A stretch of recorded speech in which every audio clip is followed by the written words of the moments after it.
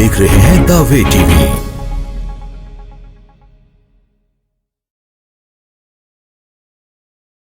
खुदा कादर मुतलक बाप, बेटे और रूहुल कुद्स के नाम में आप सबों की सलामती हो। मसीह यीशु में अज़ीज़ भाइयों, बहनों, बच्चों और बुज़ुर्गों, आज फिर से खुदा उनके पाक कलाम की एक नई हदायत के साथ पादरी ज़ैन राहब आपकी खिदमत में हाज़िर है। और आज खुदा उनके पाक कलाम में से बड़ी ख़ूबसूरत बात को हम सीखेंगे जो खुदा उनके ज़िंदगी बख्श कलाम में पतरस का पहला आम ख़त उसका 3 बाब उसकी 9वीं आयत में से है। हम उसकी तिलावत करेंगे। कलाम मुक़द्दस में यूँ मरकूम है, बदी के इवज़ बदी ना करो और गाली के बदले गाली ना दो, बल्कि इसके बरक्स बरकत चाहो, क्योंकि तुम बरकत के वारिस होने के लिए बुलाए गए हो। आमीन। मेरे अज़ीज़ों, आज का हमारा ख़याल और जो मज़मून होगा वो एक ही लफ्ज़ पर मुश्तमिल है और वो है इंसल्ट। ये अंग्रेज़ी ज़ुबान का लफ्ज़ है और अंग्रेज़ी ज़ुबान के इस लफ्ज़ का मतलब है तौहीन करना, बेइज्जत करना, ज़लील करना वगैरह। कई बार ज़िंदगी में हम अपनी कारकर्दगी 100% दे रहे होते हैं, बड़े मेहनती भी होते हैं, जांफशानी से काम भी कर रहे होते हैं, और फिर भी हम इंसल्ट के ज़ुमरे में आ जाते हैं। और यकीनन मैं वसूख से कह सकता हूँ कि बेइज्जती जो है वो किसी को भी पसंद नहीं है। जब ऐसा होता है तो हम गुस्से में आ जाते हैं और गुस्से में आना फितरती बात है। लेकिन मेरे अज़ीज़ों, कलाम मुक़द्दस में भी हम देखते हैं कि जब सामरिया के लोगों ने मसीह खुदावंद की तौहीन की तो शागिर्दों को गुस्सा आया, लेकिन इसके बरक्स मसीह यीशु का रवैया क्या था। हो सके तो याकूब का आम ख़त उसका 4 बाब उसकी 11वीं और 12वीं आयत भी इस रवैये के मुतल्लिक़ पढ़ लीजिएगा। लेकिन आज हम इसको दूसरे पहलू से इस बात को देखेंगे, और वो ये है कि इंसल्ट करने वाला बुरा होता है, तौहीन या बेइज्जत करने वाला बुरा होता है, या जिसकी इंसल्ट की जाए। मेरी नज़र में शख्स वो बुरा है जो इंसल्ट कर रहा है, क्योंकि उसने वही कुछ किया जो उसके पास है। ये उसका ज़र्फ़ है, हमने इसको नज़रअंदाज करना है और अपने आप से ये कहना है कि जो कुछ उसके पास था उसने वो किया। मेरे अज़ीज़ों, आज के पाक कलाम की आवाज़ क्या है? Do not reply evil with evil. इसका मतलब है कि बदी के इव्ज़ बदी ना करो।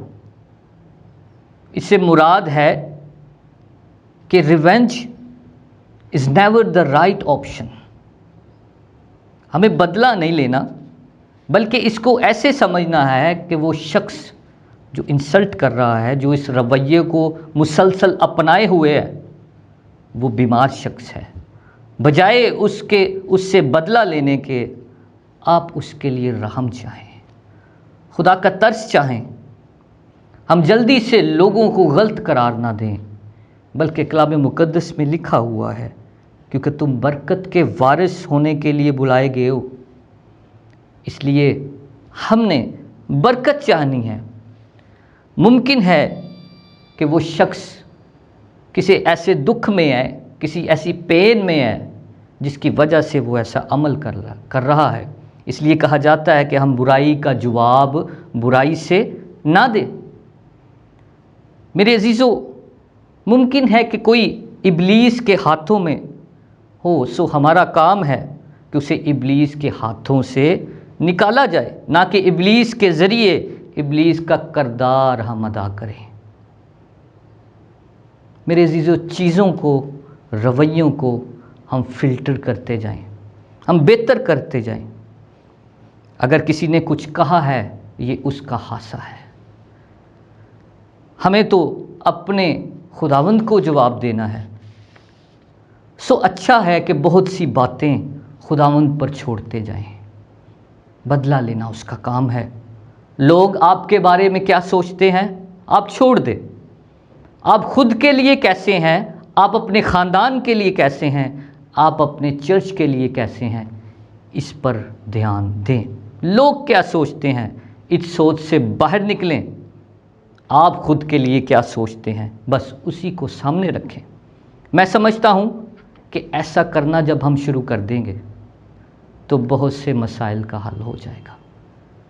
آج گھروں میں، خاندانوں میں، چرچز کے اندر لڑائیاں، جھگڑے اس لیے ہیں، اس لیے ہم اپنی جب انسلٹ ہوتی ہے تو ہم اپنے آپ میں برداشت اور صبر پیدا نہیں کر پاتے، کیونکہ ہم دوسرے کی طرف بدلہ لینے کے لیے ہم اٹھ کھڑے ہوتے ہیں۔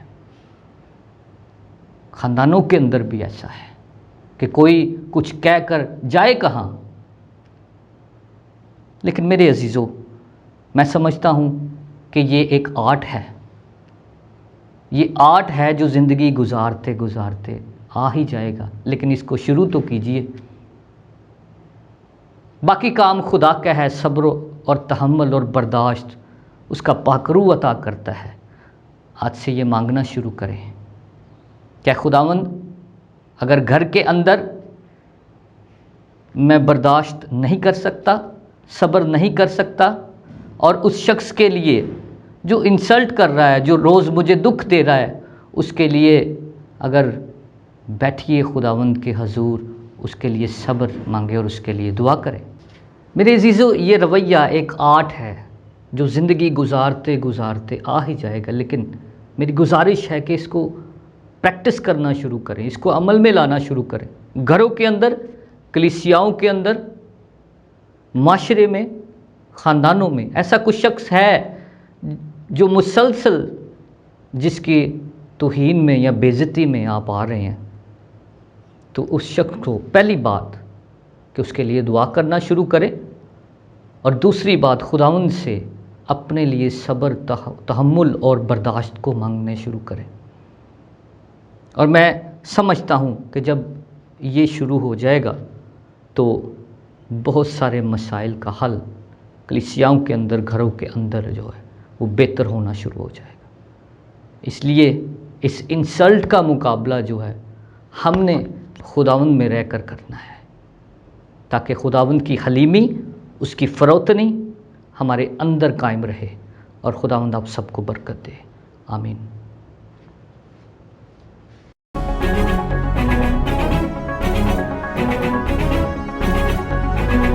You are watching The Way TV.